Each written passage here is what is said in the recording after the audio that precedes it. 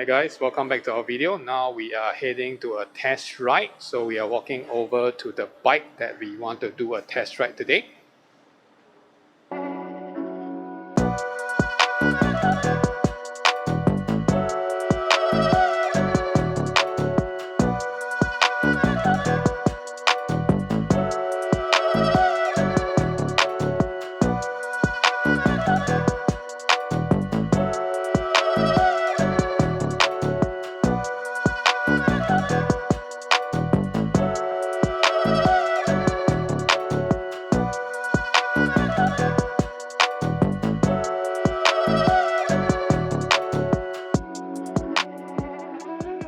So first off, we want to talk about the ergonomics of the bike itself. This is the 2018 series, so it has a red oval cam cover and also the trellis frame, which looks quite like your Ducati. It gives you a little bit of personality, a muscle personality. So we want to go into the ergonomics of the bike.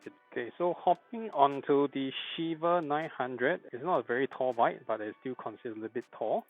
So when I step on it, basically you can see me sort of like a flat foot. It's not exactly flat, I still have to tilt a little bit on my heels. And the handlebar is quite close, okay, with this very huge muscular tank, okay, where you can grip it because it's quite slim at the bottom.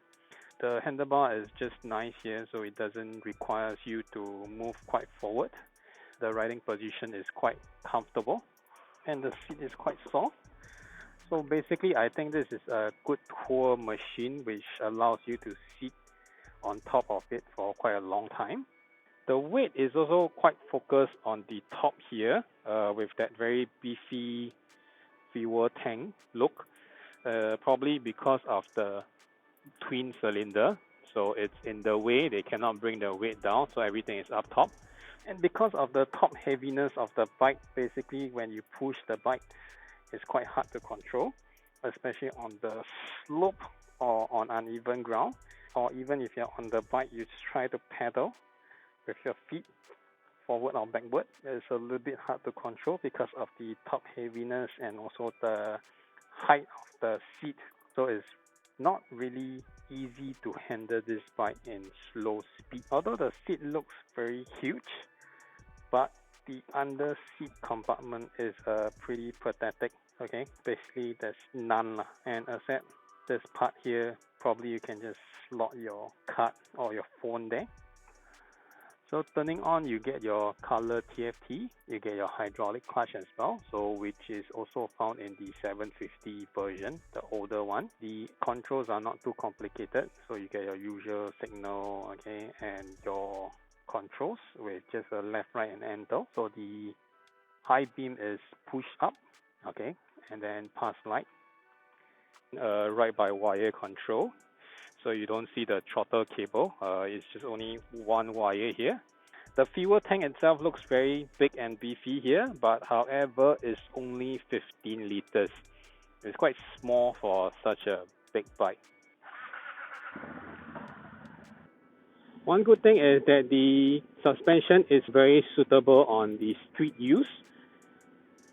It's not like the hard type that you find in sports bike. Whenever you go through a hump, it's sort of like going to break your back, but yet it's hard enough for you to do cornering and stuff. Oh, it's still raining. It's still raining. So I think we're going to make a U-turn back to the car park and wait for the rain to stop. So because the bike is top heavy, so it's a bit hard for me to, pedal like this and do a reverse. Not good. Not good at all. We are doing this video in December, so that's why it's raining constantly, almost every day, or at least every other day, as this is a monsoon season.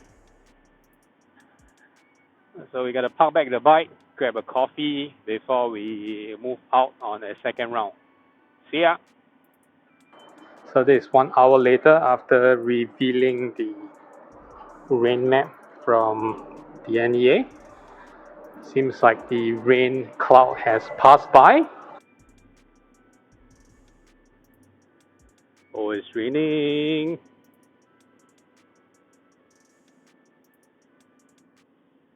Yeah, because of the rain yesterday, so we only managed to do a proper test ride today. It has your ABS traction control ride by wires. Okay, let us start it up. So once you start up the startup button, you can choose to select your ride mode. So you got sports, tour, and also rain. So we are using the sports, of course, if there's a sports option. Okay, let's go. So once you start up, you can feel that the bike is quite vibrating. You can feel it from your handlebar. You can feel it from your foot peg and a little bit on the seat. So the engine is very punchy. It's like your supermoto right from the start. Even the tone of the engine feels very supermoto. Okay, because the bike is a bit top heavy, so it's very hard to control on low speed, especially with your pillion and situation like doing U-turns, tight corners, okay, uneven grounds. So these are the area where this bike gives you a little bit of stress managing it. Okay, the neutral gear is also quite hard to find because the shifter is a bit longer, I would say. It requires you to move more upwards or downwards in order to get to the next gear. So constantly you will either get the wrong gear or force neutral. Okay, during stationary, not just the vibration, you feel a lot of heat. The heat comes from the second cylinder, which is closer to your seat. So you feel heat on your calf, your inner thigh, your butt from the rear exhaust. Especially in slow traffic, you can really feel the heat building up. I guess this is only a benefit during rainy days, raining season, like currently December in Singapore, where the temperature is slightly lower. So the brake is decent. Okay, it doesn't have that sharp feeling like your sportier bike, but it's definitely sufficient for your street riding and also spirited riding. We are talking about this engine block that is near to you that gives you a lot of heat. So technically it's a V-twin engine, so it's supposed to rev quite fast in pickup as compared to inline 3, inline 4. So the power band comes quite early in the rev range. And anyway, it rates around at 10 RPM. So you will expect the power band to be earlier. On paper, the max power comes at 6,005. When you try it on the road, you can feel it immediately. And once it reaches around 5,000 RPM, you feel a slightly powerful pull, which is very fun and addictive. And because the bike is quite heavy, I think it's around 220 kg. While you are doing higher speed, the bike itself feels very planted. It's also quite agile where you can swing it from side to side without any issue. It's only stressful when you are dealing with it at slow speed. The suspension setup on the Shiver is neither too hard or too soft. I find it quite suitable for the street usage, especially going through the bumps and humps that we get here. And yet it gives you a very planted and confident feeling while you are doing your bends. And of course it's adjustable, so if you want it to be stiffer and whatnot, you can adjust the preload and also the damping, but no compression here.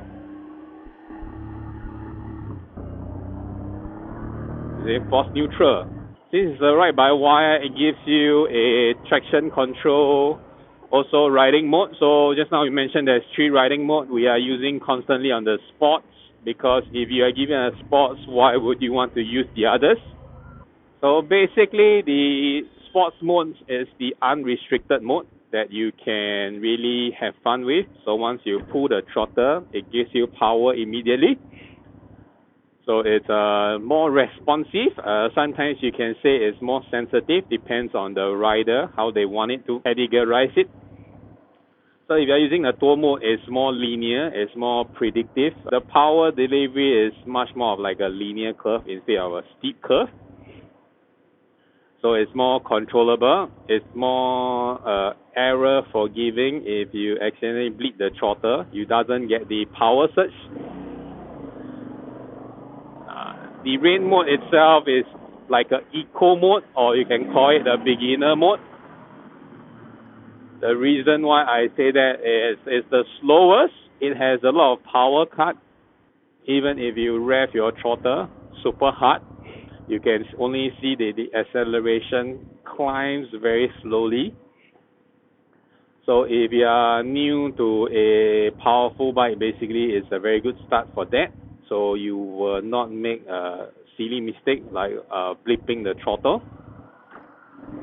The other purpose of rain mode is, I think, if you are running out of fuel, this is a very good eco mode substitute, because every time we are on rain mode and we switch to live fuel efficiency calculator, we see that the fuel economy is actually quite good. It's around the 30 kilometer range on highway cruising. So what I like about the Shiver 900, first off, is the riding position and the seat. The seat is really comfortable. The riding position is really relaxing. You see, once you're on high speed, it's quite stable and it's quite nimble. It allows you to flick. I also like the torquiness of the engine. So it allows the bike to pick up RPM very quickly. So even if you are at your mid RPM, you twist the throttle, it will go. The torque and acceleration of the Shiver 900 is very achievable, in the sense that the peak torque is at 6,500 RPM instead of like all your inline 4, inline 3 that is 10,000 RPM and above.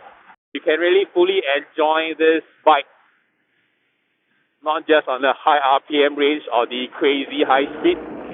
You can even full throttle. I'm doing a full throttle now, which you will not dare to do on the inline 3 or inline 4 machines if you are at 5,000, 6,000 RPM, because you know that the bike will go crazily fast. In fact, too fast to be legal and manageable in Singapore roads. I also like the V-twin sound, which is very punchy. And at lower speed, it basically sounds like a supermoto, probably like a beefier supermoto.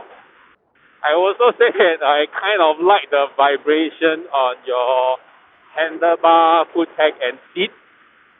As well as I give the ride a little bit more character. It feels more alive and more, thrilling when you ride this bike because of the vibration. It feels like the bike is working very hard for you. I think this bike is suitable for people who likes to do long distance rides at higher speed because of the comfort.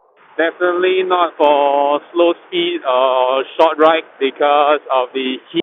It's definitely not for your city commute or busy traffic type of condition. Because of the poor heat management, I don't think the rider will feel very pleasant. So who will go for this Aprilla Shiver 900? I would say it's very good for people who like to do long distance touring, because the seat is really comfortable. The riding posture is really comfortable for you to, get into the saddle for long time. I would say other than that, nothing is very unique about this Shiver 900. So let's talk something about what we don't like about this Shiver 900. And first thing off the list is definitely the heat management, because it will get really hot in slower speed, something like this. Now I'm traveling at 50. I can feel the heat around my ankle. So if you go even slower, you will start feeling the heat on your inner thigh all the way to your butt. So the heat zone is quite huge.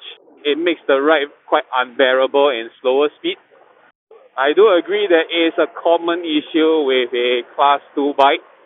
But however, the Shiver 900 has bigger heat zone. I guess it's because of the second cylinder, which is closer to the rider, which is underneath the tank just directly.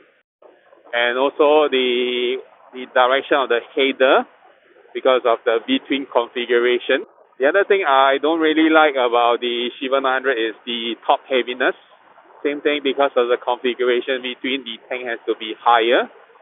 So all the weight is on top, especially on full fuel. So it gives you some pressure, or you are quite stressful when you are dealing with it on slower speed. It feels like the bike is going to topple anytime soon. And because of the slightly tall seat height, so you can't really reach the ground firmly at any point of time, which creates additional stress. Other than that, it's a pretty good bike. It does what it does. It has nothing much to really pick on. It just has that missing secret character on the Shiver 900. And I would say that most of the riders in Singapore, if you are really into this between Shiver configuration with the Aprilla badge, you would really go for the Dorso Toro, the Hyper Motard style. I personally will go for that also. The styling is slightly more unique and also stand out from the crowd. If you are heading towards the between naked, I would say most of the folks here will go for a Monster 821 or something like that. There are other little things that I find on the bike, I would say is quite personal. First thing is this signal light switch and this control switch. So I constantly mix them up because they are so close to each other. I would, turn one or another if I am focusing on the road. Second is the gear shift. Constantly I'm hitting on the force neutral whenever I am trying to react quickly, especially on upshifting. So you also find the headlight is quite interesting because it will auto turn off after 2 minutes if the engine is cut off. So it's pretty intelligent. And the display itself has this auto ambient light sensor, which helps you to switch the screen to dark mode once it enters a indoor mode or when it's at night. So, alright guys, thank you for watching this video about the Shiver 900. I hope you enjoy it. See you on the next video. Bye bye.